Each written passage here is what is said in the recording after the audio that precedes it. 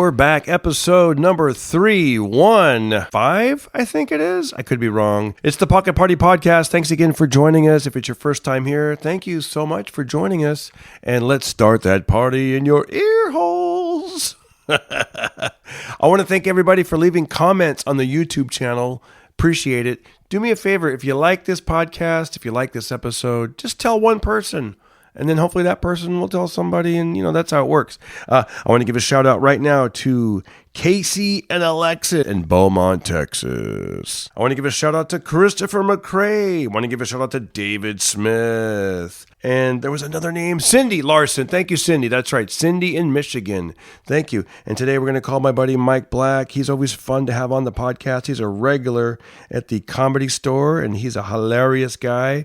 He's been in TV, he's been in movies, he's opened up for big-time comedians, and he's one of my favorite pals to talk to on the Pocket Party Podcast.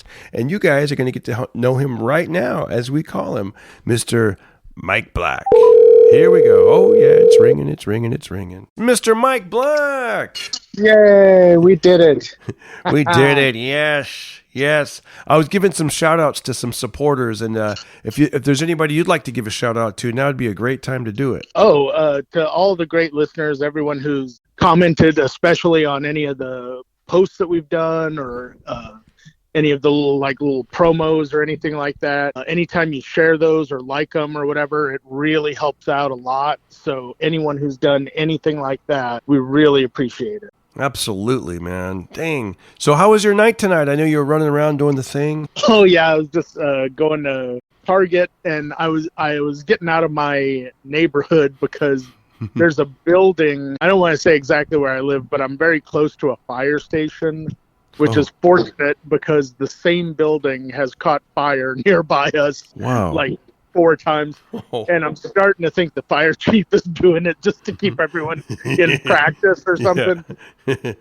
But I'll go outside and you smell kind of like a burnt hickory thing whenever it happens, and I'm like, oh, that building's on fire again. That's not good, Yeah, so I'll put my mask on and stuff. Burnt hickory, it seems like it would smell good, but not in that situation, like the inner city. Yeah, I was like, no one's having a barbecue today. Yeah. Everything in my area would be like Asian cuisine barbecue, so it wouldn't be, that specific sort of rural woodsy smell, Yeah, that burnt hickory. Hey, that smells like a building built in 1923. Yeah, that's exactly what that aroma is. And people will go out and they'll smell it and they'll just stand there and they'll go, fire. And I go, yeah, put a mask on. That building is full of chemicals. Oh my gosh, I know. I remember one time my wife and I were playing tennis 20 years ago, and there was some a forest fire, and we're like, well, that's way over there, it's 30 miles away, Magic Mountain, over there somewhere. But then the ash started coming towards us, and next thing you know, it looked like snow was landing on the tennis court, and I'm like, maybe we should stop doing this right now. Oh yeah, absolutely. Yeah. Have you ever seen? Know more about it. Yeah. In the last year, I would say most Los Angelinos have become a lot more of a fire expert than they were, a year ago. We've all suddenly become fire experts, know how you would think high wind would help in a fire. Yeah. It would blow it out. Yeah. Like a big birthday candle. And the firefighters talked about it. They were like, we'd be fighting a fire and containing it, and embers would fly over our heads, and the next thing we know, we've got fire behind us. Dang. And so they would literally be getting surrounded by fire. It's funny, last week, I had one of those weird nights, when you have a little bit of just a slight headache, not too much, but just a little bit of a headache, and everyone went to bed, and this is around midnight, maybe 12:15. And I was like, man, my head kind of hurts. I don't really, that's what it was. I just flew back from Texas. When you have 2 hours of sleep and then you're sleeping on a plane and then you land and you're just tired. And so I had this weird, borderline headache and with not a lot of sleep. And then around 1 a.m., the smoke alarm goes off, in our building. And it was just for a solid hour, it was beep. Just nonstop, man. And the fire department came and they fixed it and everything, and it's all good. But still, I didn't really sleep that well that night, Well, yeah, with a fire alarm going off. Yeah, because nobody tells you, hey, it's okay. You just assume like, all right, the fire department came, they went. Okay, I guess we're good. Yeah, it's real annoying. I have a neighbor who they have one of those like deep basin sinks, and it's right next to my, like right across the wall is my bed. And whenever they turn it on, it's super old plumbing. So it'll just go, and only I can hear it, I guess. To them, it's not a big deal. Yeah. But I've never met a person who craves Los Angeles tap water as much as this person does. Yeah. Because they are on that thing all day and all night, turning it on and off, You're like, my son could probably tell you what key it is. That's F sharp. Yeah, it's crazy. Yeah. I posted something today on X. I saw that there's this ice cream store in New York City. They're trying this idea for a business, and it's like Russian roulette. It's like you go in there and like it's I guess you spin a wheel and you get a mystery ice cream, and you go and they choose the ice cream flavor for you. Like you go to the next window and it's like, what will your ice cream be? And you never know. So what are your thoughts on that? Man, for me, the worst one would be gum, because it has like whole pieces of those old like quarter machine gumballs, like the miniature gumballs. Oh yeah. But they're hard frozen because they're in ice cream. And so like you bite into it or anything and it's not soft. It's suddenly you've got this hard ball of gum in your mouth. That's the flavor that I would get if I gambled on it. I know, because you're like, I could get cookies and cream, or I could get rum raisin. Yeah, I could, yeah, you know what I mean? Not want, or like peppermint. Who wants peppermint? Right. Yeah, you're like, I could get pralines and cream, or it could be Cherry's Jubilee. Barf. Yeah, I know. Yeah. I'd rather just get the ice cream that I want to get. Like, I get ice cream so rarely that, like, let me just go get my own ice cream. I don't need them pulling any surprises. I think... ice cream's not something I want to gamble on. Yeah, like in comedy, we do that every now and then. Like when you and I go down there at the Comedy Store on Mondays, it's like, all right, here's the paid regulars. Put your name in this bucket. We're going to take names out at random, and we never know if you might go first, you might go second, you might go third, or you might go last. You might go 3 hours from now at 1 a.m. You're like, that's enough of a gamble, That's all the gambling I want to do. Yesterday for St. Patrick's, I wore my lucky green suit. Yeah, and I got the last number, the last spot that there was to get. And I was like, lucky my ass, this suit sucks. You're like, F this suit. Yeah. No. That's the last time I kill a leprechaun for his clothes. I think it was a photo you posted on your Instagram. Mike Black is back? Oh, Mike Black is back. Mike Black is back. Yeah. Yeah.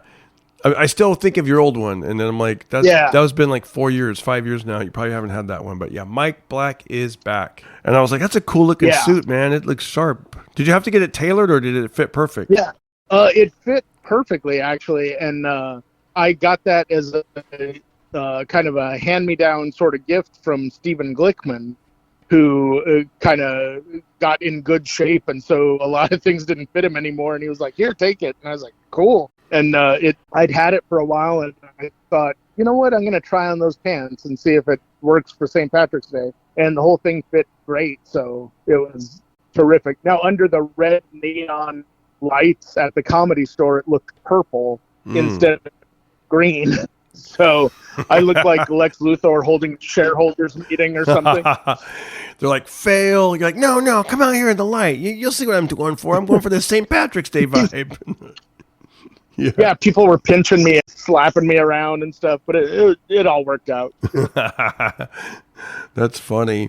But yeah, I saw how you could pick your ice cream, choose your own, have them choose the ice cream for you. I'm like, I would not do that. Like, I want to get what I want. No, they're like, what, Baskin Robbins has 31 flavors, but they're like 1,000 crappy flavors out there. Oh, yeah. That, like, I don't know if you know about these, but they're ice creams that are based on different flowers. Ooh, really? Like lavender? Yeah, lavender is one of them. Ooh. And they taste terrible. They don't taste like, I don't know what they think lavender is supposed to taste like, but it's too accurate. It tastes like... Yeah. it tastes like paint or something, you know. You know what? My wife and I, we were in the mood for because of St. Patrick's Day. I wanted to. I was in the mood for something like a mint chocolate chip or something green. You know, like a green ice cream with the. Something I grew up on. Like, let's get some of that green, ice cream. And I don't know if it's because they don't use food coloring anymore like they used to, but my wife says it's kind of hard to find green ice cream like you used to. You know which one was my favorite, and it's not. It seemed green to me when I was a kid, but it's not really. It's almost like a blue. But I really liked daiquiri ice. That sounds refreshing. And that was like a lemon lime sort of flavor. It's a great summertime sort of ice cream because it's not like a cream. It's more like a sorbet. Yeah. Like a fruit sort of thing. But it's really, really good. And I didn't understand that it's meant to be like done with booze when I was a kid. I was like, I'd be like, I want daiquiri ice. And they'd be like, okay, kid. We got a future alcoholic in our presence. Yeah, they were like, we don't have any rum or anything. And I'm like, no, it's just the way it is. It's fine. Yeah. But like, I had it again recently and I was like, oh yeah, this would be amazing with alcohol. But I didn't do it, but it would be a great mixer. There was an ice cream that it's right across from Cantor's on Fairfax next to the Dime Bar. And my buddy took me there and there was like, I forget what it was called, but it was like some kind of honeycomb peanut butter. Man, it was like, they said it's their most popular flavor, and I see why. It was so good. The first spoonful I had, I thought, is this like just straight up peanut butter that's cold? I mean, that's how good it was. It was so good. You got to try it sometime. I'm telling you that. And then they encourage you to try different samples, and most of the ice cream was good, but nothing beat that ice cream. That ice cream was so good. If you like peanut butter, that's the one to get. I do. I'll tell you, I did. It was like a resort, like a golf resort with Craig Shoemaker, the great Craig Shoemaker, a long time ago. Oh, nice. And he was like, come do this resort. It'll be fun.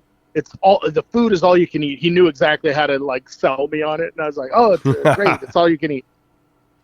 So I get there, and what I guess Craig didn't know, and I didn't bother to tell him, is that I'm not really into seafood at all. And it was all seafood. It was just wall-to-wall seafood. Oh, yeah. And nothing else. Like no potatoes or anything, like no sides or anything. So I was like, oh, that kind of sucks. But I'm still getting paid, and it's a good gig. Yeah. And I'm like, not so bad. But I look over, and this lady was like, you're not eating anything? And I was like, no, I'm not really a seafood guy. And she goes, oh, well, we have a whole dessert booth. And I look over, and there's the saddest goth kid in the world who got stuck working the dessert booth. Yeah. And they've got, what they're making is those like ice cream cookies, like the sandwiches. Oh yeah. Where they've got 2 cookies and some a bunch of different ice creams there. And so I go over and I was like, hey, and the kid was like, whatever. And I was like, yeah, I know. What is, if you had to pick, what do you think is the best ice cream sandwich to get? And he goes, well, nobody wants it, but the best thing you could possibly put together is 2 peanut butter cookies with the salted caramel ice cream. Wow. And I was like, make it. Make that for me right now. Heck yeah. Whatever. And so he made it, and it was awesome. I've never had that combination again since, but I'll remember it for the rest of my life. I was like, if I ever have those items together again, I'm doing that again because it was so good. What is your favorite ice cream that you've ever had? I gotta say, the first time I experienced cookie dough ice cream, I couldn't believe it that it was that good. Yeah. I was like, this is delicious, like a cookie dough ice cream. And I also like cookies and creams, but the cookie dough, like a cookie dough ice cream is so good. There's also another one that I like whenever I go up to the farm up near Fresno. There's this place, and it's called Superior Dairy. They make their ice cream there. It's been around for 100 years, and they do this maple bar ice cream that's so delicious. That's another one that's really good. Maple bar, but normally, Really I would say cookie dough. I'm pretty much good with all ice cream, even the weird ones. Like not too weird, but like a pistachio. If it's done right, it can be pretty good. Maybe because I fool myself thinking that it's healthy because it has the word pistachio in it, but Well, and sometimes it's like if they hit you in the right mood, you're like, yeah, pistachio sounds really good right now. Yeah, I'll tell you a thing for me that's important that I didn't really think about before is presentation. Oh, yeah. Like, if you present an ice cream, it doesn't have to be the best ice cream, but if you present it well, like the big example that I'm thinking of right now is when I was a kid, Baskin-Robbins had a whole like lower display area just for kids to look at. Mm-hmm. And they would have like the different ice cream cakes that were like, they had cakes like Spider-Man or Barbie's car or whatever. And they were all these fancy looking ice cream cakes. But next to those, they would have ice cream cones served upside down, and with frosting and stuff, they would make them look like clowns. Oh yeah, I remember those. The cone part was the clown hat. Yeah, and I thought that was the greatest thing that had ever happened in the world. I was like, I gotta have the clown. And they were like, it's just vanilla. Hey, and I'm like, I don't give a shit. Look at that thing. It's amazing. It's the greatest thing ever. I may have told you this, but I'm going to say this again for all the listeners, all the new listeners. My very first job ever in my whole life, I worked at Baskin-Robbins. That was my first job. I totally remember those. I used to make those clowns. I know exactly what you're talking about. Now, this is a. That's why we're friends. Exactly. He's like, there's the clown maker. No, this is like one of these days. Darren is going to get all these hints I've been dropping. and get to making clowns for my birthday. Bring me a clown ice cream. Hey, clown, make me a clown. That would be the most demoralizing thing. Have to work some rich kid's birthday and do that. Oh, I know. You got to do comedy. Then Make me a clown. Yeah, you got to wear your green suit, and then you got to do comedy, and then you got to go serve people ice cream. Oh my gosh! Well, this sounds like a joke, but it really happened. But I did turn it into a joke.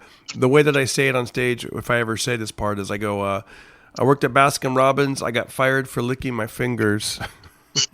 Which is true. It's true. And then every now and then I'll do the joke. I'll make it up and be like, I was 26, but I was literally 16 years old when I did that. And I didn't even argue with them, Mike. It was the manager's wife. She said you were seen licking your fingers. And I was like, that sounds like something I would do. That's me. That's definitely me. Yeah. Now, I don't think I licked my finger. I do remember like the ice cream melting kind of going down my arm, when you like hold it up, and I probably licked my arm, which like an idiot. I would never do that. But this is back in the 80s, and I don't know, I was young and didn't think about anything. Yeah, it was a different time. Everyone was on cocaine. Everyone was on cocaine, licking their own arms at an ice cream store. But yeah, it was, I remember one of the things that was weird, speaking of weird people, I remember this one dude came in with like groceries in each hand, and he wanted samples, and he wanted us to grab a little spoon and then stick this little spoon in his mouth. Like he wanted to lean forward and have us feed him, and I was like, I wasn't comfortable with that, dude. I was like, nah. I'm only getting $3 an hour. Yeah. That sounds like a trick. That sounds like he was doing that to trick you into doing that. Yeah. And then I remember there was our manager used to, he had a station wagon, and he would sit in his station wagon and spy on us with binoculars, because this is before, cameras were everywhere. This is back in the 80s.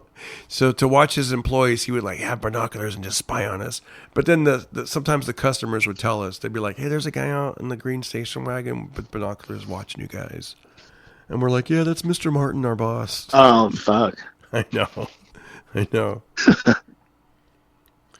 But yeah, I remember that guy sounds like a real creep. Yeah, he fired me, man, licking my fingers. I remember they had an employee meeting, and no one told me about it. And then I was like, and then when he told me, he's like, that's because you're no longer an employee. I was like, yikes. But dude, that was the best job. Easily reversing. I saw you in your car licking your finger. Exactly. Hey, you jerk. Yeah. My wife got an interesting flavor of ice cream the other day because we wanted that green, but nothing's green though. But we got one called Glacier Mint Moose Tracks. Glacier Mint Moose Tracks. And I got to be honest, it wasn't that good. It wasn't. But it's ice cream, so you're going to eat it. You know what I mean? Like, there's no way I'll just be like, well, I'm not going to eat it. It's right there. Are you still there? Did I lose you? What did it taste like? I mean, it had a little bit of mint in it, and it had a little bit of cookie, and it was good, but it wasn't my favorite. I didn't have to have bowl after bowl of it. I mean, I did, but I didn't have to. Yeah. But I didn't have to. Yeah, I think. Yeah, it sounds awful. Yeah. It was just like, I was like, I'll stick with the normal one bowl of ice cream. Hey, I got something for you, man. So I found this book. By the way, actually, before we get to the book, you and I talked earlier today on the phone. There's something about, I'm staying on a farm right now, and I've been here. It'll be 7 days on Saturday, and then I go back and I start doing my comedy again at the Laugh Factory and the Comedy Store and all that on Saturday night. I don't know if you're around Saturday night, but I'll be at the Comedy Store. But I'm at the farm, and there's something about, I don't know, man. After a couple days up here, like time seems different. Like in LA, I have no problem staying up till midnight, 1 in the morning, 2 in the morning, 2:30. But here I usually start shutting it down and getting a little drowsy around like 10:30. And last night I was in bed like a little after 11. You know what I mean? Are you still there? Give me a call back. Yeah, let me call you back. I think what happened is I was connected to the Wi-Fi, and I think that's making it weird. Because I am out in the boonies, so we're going to try Mike Black again. Yeah, now I'm on the normal like Verizon cell service. This should be a lot better. Hello, sir. Yeah, that sounds a lot better already. You know what it is, man? I goofed up and I was on the Wi-Fi, and the Wi-Fi is very spotty out here in the boonies. So I apologize. So now we're on we're on Verizon, so we're good. Okay, yeah, it just sounds much, much better, and I can actually understand what you're talking about. You played along good though. It was like I'm like, yeah, creepy guy, manager, binoculars. Like, yeah, creepy. I fought the good fight as long as I could, but eventually it was just like blacked out where I couldn't hear anything at all, and I was like, I got to say something at this point. Yeah, I was doing a little rant about how we talked earlier on the phone about how like time seems different. Like out here, like in LA, I have no problem staying up till 1 a.m., 2 a.m., 3 a.m. But here I'm starting to get drowsy at like 10 o'clock at night because there's nothing to do. And I don't know. I think this is how people are supposed to live, really, right? Like the sun goes down, and usually the sun, like in the old days before like the big cities came in, right? The sun would go down, and you'd probably, I would imagine, like, you might read by campfire or lamp or something, and then eventually like just go to sleep. Yeah. Like once you fought off all the wolves and milked the goat and, baled the hay and kicked the shit, time for bed. There's not a lot else. Because like, think about that. Like if the sun goes down at 7:07, there's still light a half hour after that. So 7:40, then let's say you take a bath and eat. Now it's like 8:30, and then you might read till 9:30, and then you're just like asleep by 10, Yeah. I mean, I guess you could dance by the campfire or something if you really wanted to, but, for the toast some marshmallows or something. But, yeah, it's pretty much done. Yeah, but cities, there's like light everywhere, like, so you don't even really feel like it. It's night, but you look out the window, there's like bright street lights and the way you know what I mean? Like the way the city lights bounce off the chemtrails at night. So it's like, it's constantly a reflective, Well, and there's actual stimulus too. There's like other people, like part of why I was running late tonight was because there was a traffic jam getting back to my place at 9 o'clock at night. Oh, wow. I was like, I forgot that the 10 freeway is going to be all jammed up because it's 9 o'clock at night. Yeah, that's true. There's like a lot of stimulus. There's other people. There's anxiety of like, am I going to get a parking spot? I got to get there before. You know what I mean? All that stuff. Like. Yeah. That's half of my day is going, am I going to get a parking spot? Gosh, I know. Like somebody offered me a really good gig last week. It was in Beverly Hills. And I'm trying not to. It's hard, man. Like, but I don't because you want to get your answers, but you don't want to be annoying. Like I had questions. Like I wanted to know how is parking, especially in Beverly Hills. Like, basically, Yeah. are you going to do they validate, or do I have to find street parking, or like, is it crazy? Like, are there like 4 spots and that's it? I mean, how is it? So I only asked once. I said, thank you. I'll be there. Thank you so much. Private gig, Beverly Hills. How is parking? And he said valet or street parking. And I wanted to say, do they validate? But I said, nope, let's just keep it moving. This guy's a big time producer and Yeah. he does stuff. And the fact that he thought of me, and you don't want to be too much of a pain, and then they might think every time I call this guy, he has a million questions, which I do. I usually do have a million questions. So Yeah, but it's like if you answer vaguely, expect follow-up questions. It's like, yeah, I get that it's street or valet, but how is it is what I asked. Like, yeah. what is the parking like on the street? What is it like at valet? Yeah. So see, now I know you feed the meter till 9 p.m., then you're good after that. But just read the sign in case there's construction. Because I put money in the meter, and then I kept putting money, and then it wouldn't take it. And I was like, what's wrong? Oh, okay, I only have to do it till 9. But then I looked, and there was a giant sign that said, must move your car by 10 p.m., otherwise it will be towed. We have to do crane work. Like they had a big crane, and I was like... I like that this sign explained the whole plot of what was happening. Yeah, and it was hilarious because when I went in there and I asked if I said, hey, I got to get out of here. I have to be out of here by like 9:30 at the latest. And then other comics were like, yeah, I got a spot over here. I got a spot. One guy had to leave. It was Fahim Anwar. He had to go to the Comedy Store. Sully McCullough had to be at the Laugh Factory. And I didn't want to tell them, oh, there's a crane that's going to move. I mean, my car is going to get towed, So. Yeah. Look at Darren go. He's rushing off to his next gig. His next gig is saving his car from a wrecking ball. I know. I got nothing going on, guys. I just don't want my car to get impounded. Because I'm too cheap to do the valet like y'all did. Is Darren in a new Marvel movie or something? No. Yeah. I've got to save the city. 9:30. Yeah. Darren Carter versus the Wrecking Ball. Yeah. Oh, so I found this book, and it's 1936. Remember when? A nostalgic look back in time, and it tells you all the things that happened in 1936. So I want to ask you a few things. Here we go. All right. Oh, okay. 1936. How much do you think a house would cost in 1936? Where? Or does it give you that option? These are just blanket just answers. Yeah, you're right. It probably... I would say, on average in America, probably $2,000. This says $3,925. Ooh, I got a real good deal. Yeah, I think my grandpa bought his house after World War II. I think he bought his house in Fresno, and I think it was, I want to say like $12,000.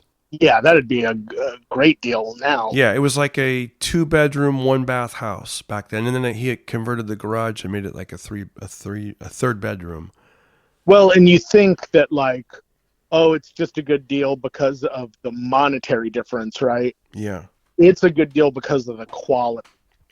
He probably had a cast iron tub. Oh yeah, you're right. A lot of those houses, yeah, and a house made out of oak or some shit, like steel and oak. Oh yeah, or what was that scent you said earlier in the podcast? Cedarwood, or what was it? Mm-hmm. Like something that's just indestructible, pretty much. Yeah, like a real solid. You're right, because sometimes you go to, I'll be on the road and they'll put me up at some place and I'm like, this seems kind of cheaply made. Like they did it really fast, and they didn't.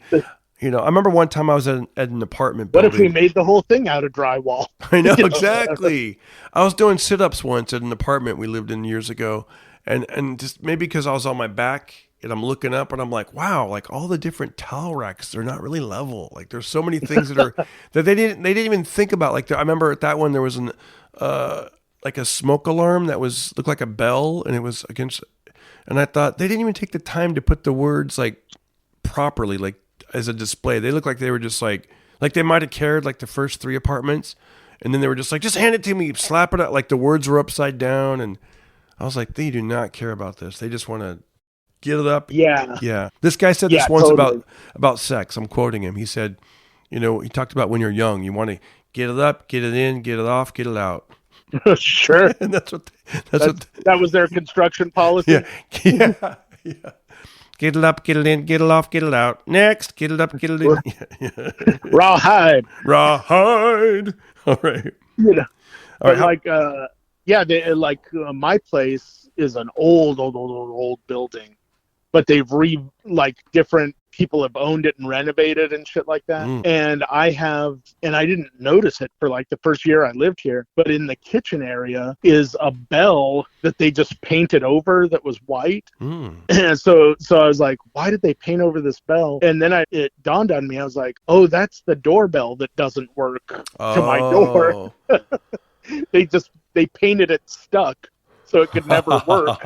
Wow, well, that's kind of good. You don't want prankers coming by. Ding dong, you know. No. I'm thinking about getting one of those doorbell cameras.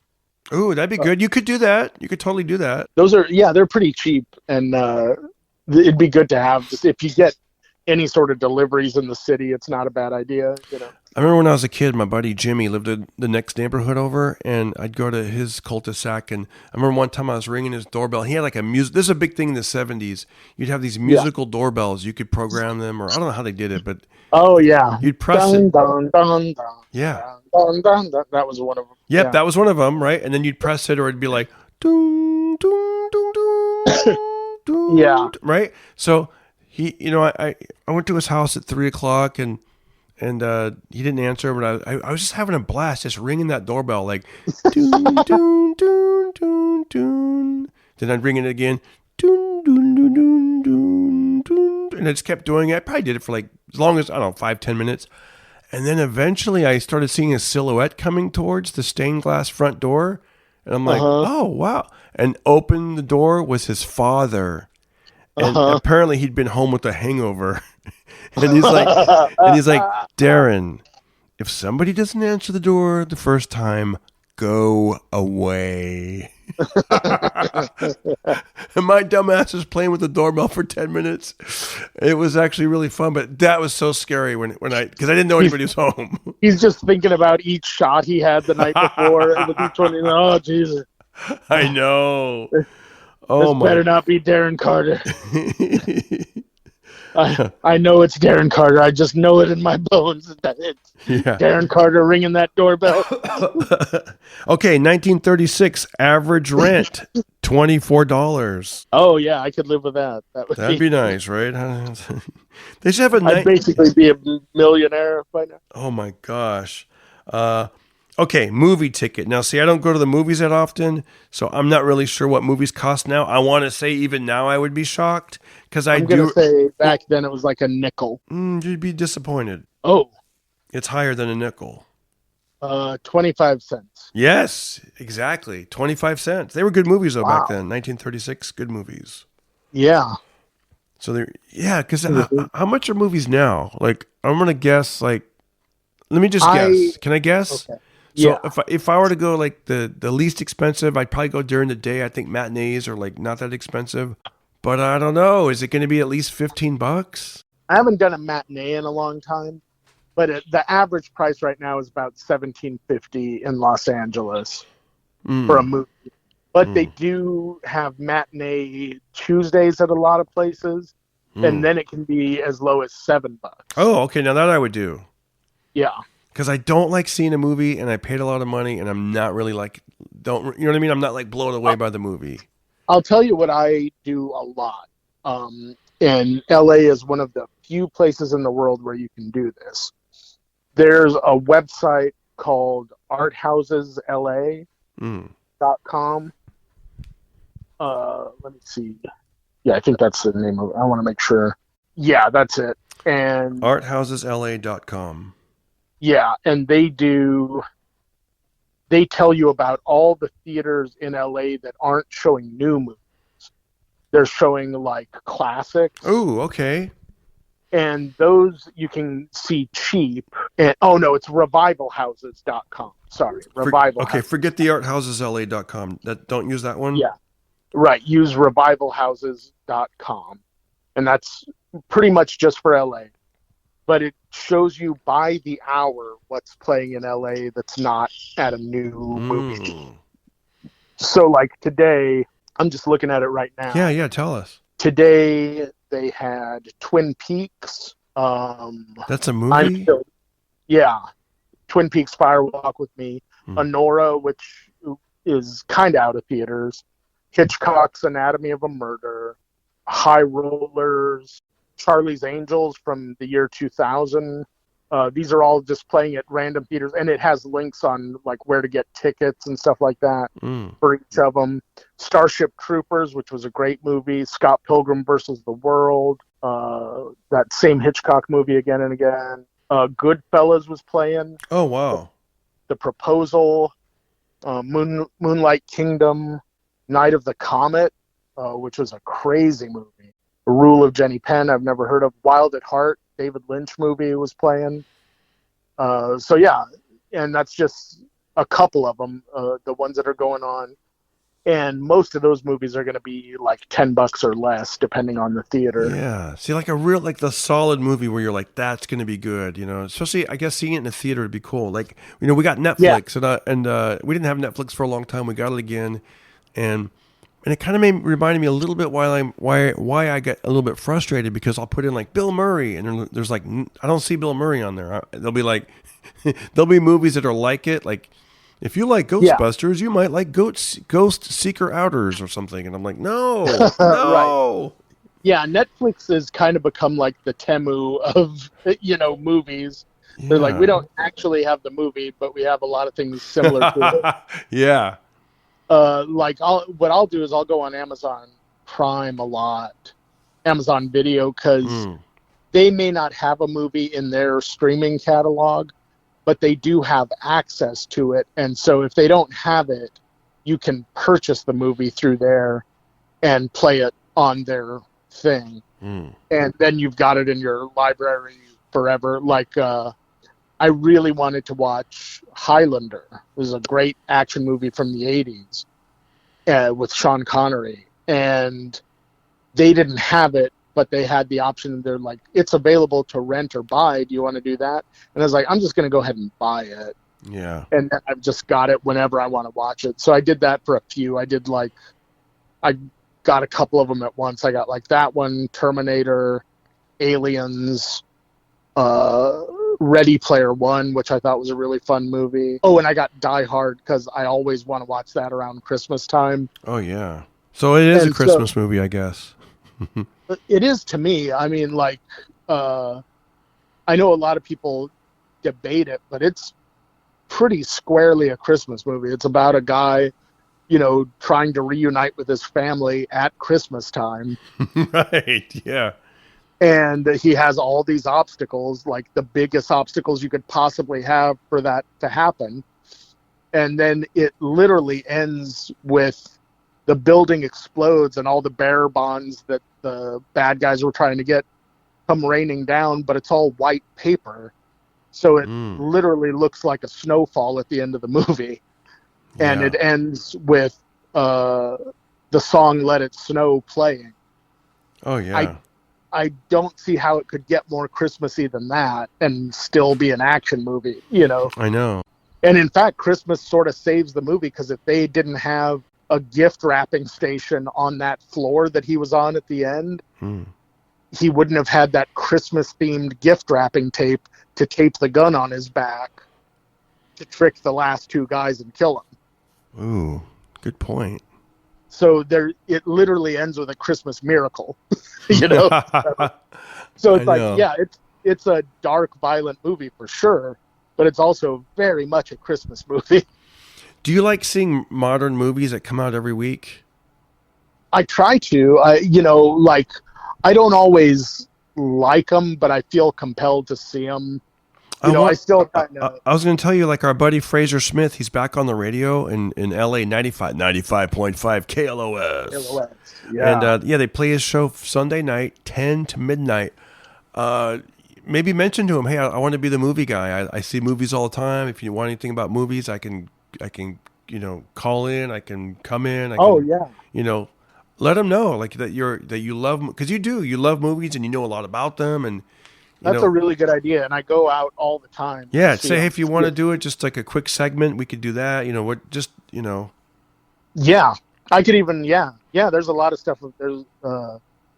That's a really good idea. I'll talk to him. Because I know with his comedy, because I help him, with his comedy every week, writing comedy for his stand-up and for his radio. He's always asking, like, what's, okay, do we have anything on this latest movie? And I know nothing about the latest movies, so I usually can't help him in that. But I mean, but that might help make his show fresh, where it's like every week, man. You could dive, go and you know what I mean. Just hit him up. That's such a good idea that I want you to cut it out of this episode because someone will steal it. Okay. Yeah. But no, that's a really good idea. But no, you're the guy though, and he knows you. You guys see each other every Monday. Yeah. And before we go, I gotta compliment you, man. I love you. I don't know if it's your new opening, but I love the opening. I saw it today on Instagram or TikTok, where you go up on stage and you said something about the reason you were late. Do you remember what I'm talking about? Oh, yeah, because I was a runner-up at a hot dog eating contest. That's not even my opener. It's just there were two guys from Australia in the audience, and sometimes if you come in early, just to kind of get the lay of the land, like what's going on in the room. I heard legendary Don Barris was hosting, and he was like, what do you guys think is the weirdest thing about America since you've been here? And one of them goes, mate, it's all the hot dog eating contests. There's a lot of hot dog eating contests. You guys are obsessed with hot dogs. And so I was like, okay, I'm going to run with that and just, talk about that. And but now I'm like, I ended up doing about like 4 minutes on what it's like being a hot dog eater professionally. And I was like, that's actually a fun little bit that came out of nowhere, really. I thought it was funny because you're a big guy and it's like a quick little funny thing. And then it's like, because you said, my dad helped train me when I was a kid. And, And I look like a professional hot dog eater. Like, I was like, that they're going to believe it is the funny part, And, but yeah. And a funny thing I noticed when I talked to them, 100 times out of 100 that I have talked to Australian people in the audience, I've asked them, have you ever even heard of a bloomin' onion? None of them know what I'm talking about. They're like, what is it? they have no idea what a bloomin' onion is. Yeah. And Outback Steakhouse has sold us all this bill of goods that, it's the most authentic Australian cuisine. They'd never even heard of it. That's awesome, man. Well, on that note, I want to say, Mike Black, thanks for joining us on the Pocket Party podcast. And and we're both going to be at the store this weekend. I'll be there Friday, and you're going to be there Saturday. Yes, sir. That's awesome. Yeah, come see us and say hi. That's cool, man. And I adapted, started wearing bolo ties and a little bit more like Western gear about a year ago. I've been wearing it, and I don't know, I'm kind of making my mark on the scene now doing that. I wonder if you could be wearing like some cool suits, if that's something that you're going to start doing. I may start becoming a bit more, I used to be more of a clothes horse than I am now, but start wearing different suits and stuff like that. I need something to jazz it up. I think it looks good because it's like a character. I know this sounds silly and it's totally out of your thing, but I could totally picture you. Don't you do a joke about looking like an unpainted rodeo clown? Yeah, I do, and an unpainted off-duty rodeo clown. Off-duty, that's hilarious. And, but like the other day for the green suit that I was wearing, I didn't have a belt for it, so I went to Target and I bought some suspenders. Yes. And I had just a T-shirt on and suspenders on these crazy green pants, and I looked in the mirror and I was like, "Yep, off-duty rodeo clown." That's what I'm saying. I think that especially nowadays, with everything being so visual and like in almost how Kill Tony, is making stars out of people that just started. But I notice a lot of them are characters. You know what I mean? Like this person is, whatever. Like he's got a mullet and he runs around. Like why not, dude? Yeah. Go back to that character thing, right? A fun vibe. And you know what? I don't know if it was you and me talking about this, or it may have been someone else, but I was talking about how in the heyday of the comedy that I grew up on in the 80s, comedy and professional wrestling were both doing the same sort of thing, where they had these very strong characters. Yep. Like for every Hulk Hogan and Rowdy Roddy Piper, there was Emo Phillips and Father Guido Sarducci. You know what I mean? These guys that were just like full-on characters that they were committing to. That's a great observation. Yeah, they were very character, right? Like Sam Kinison, you had the beret and the trench coat, and Dice Clay and then had on the other side, right? And you had like Bret the Hitman Hart or Jake the Snake Roberts. They were all very much these big, larger-than-life sort of characters. Yeah, you know, I'm telling you, I think that's a fun vibe to bring back. Yeah, totally. It's like, okay, so a buddy of mine, he started comedy, and not that long ago, like less than 10 years, and I don't know if you guys met each other yet. Arian Azizian. And great guy. Great guy. Really nice He guy. writes pretty clean, and he does a lot of like one-liner, two-liner, like that kind of thing. And he broke his what do you say? Broke your teeth? No, what do you say? He cut his teeth. Cut his teeth. Yeah, he got punched in the mouth by a He broke his teeth. Yeah. He went a little too far. He broke his teeth. But for 10 years, he worked behind the scenes at the Comedy Magic Club, and he also did podcasts with big-time comedians and whatever. So he's always looked up to, like, just good comedians and, whatever. So now when he hits these shows, he's dressed up, man. He's got, like, the Western shirt, and he's wearing, like, the belt buckle. And he said that he goes, I feel like, because a lot of the younger comedians now, or whatever they are, whatever age group they're going up there with, like, ripped jeans and a hoodie, and they're trying to look all cool. He goes, but they all look like that. He goes, so when I go up there with my brand spanking new Wrangler jeans and my whatever, my coat that's, my... what do you call it? Whatever, the Pendleton coat.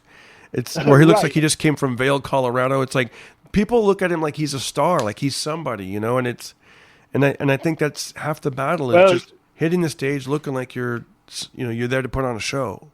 Darren Carter, it always makes me think of you when I think of the term "the clothes make the man." I told this to Elvis. I tell this to you. You are a star.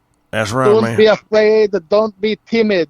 Let everyone know what a star you are. That's why I want the next show a helmet like Evel Knievel, a big cape, a feather boa, and elf boots. That's Darren Carter, the party starter. That's right, Colonel. We're going to start parties. I'm going to dress for the job I want, not the job I have. Okay? That's exactly right. And I'm going to get 99% of the merchandising. It's going to be wonderful. Hey, man, if it wasn't for you getting 99%, I wouldn't make my 1%, so it's all good in the hood.